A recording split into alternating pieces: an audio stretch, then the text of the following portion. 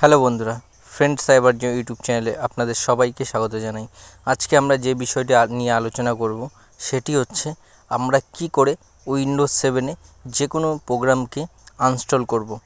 তো এর জন্য আমাদের কি করতে হবে? এর জন্য সবার প্রথম আমাদেরকে স্টার্ট বাটনে প্রেস করতে হবে। স্টার্ট বাটনে প্রেস করার পর আমাদের কন্ট্রোল প্যানেল একটি অপশন আসবে, সেখানে ক্লিক করতে হবে। কন্ট্রোল প্যানেল অপশানে ক্লিক করার পর এখানে প্রোগ্রাম ইনস্টলেশন বলে একটি অপশান আসবে, সেই অপশানে আমাদের ক্লিক করতে হবে। তার আগে বলে নিই, অনেকজনার কী থাকে, ক্যাটাগরিটা চেঞ্জ থাকে। যেমন আইকনে সিলেক্ট করা থাকে, এর জন্য আমাদের এরকমভাবে আইকনগুলো আসে।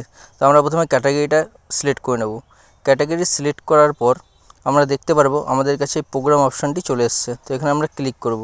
ক্লিক করার পর আবার ওপরে দেখেন প্রোগ্রাম অপশানটি এসছে, সেখানে আবার ক্লিক করব।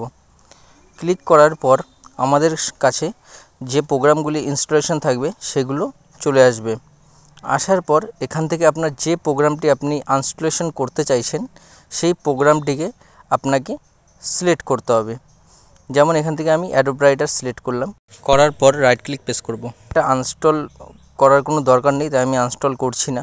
আপনি এই আনস্টল অপশানে ক্লিক করলেই আপনাদের প্রোগ্রামটি ইনস্টলেশন হয়ে যাবে।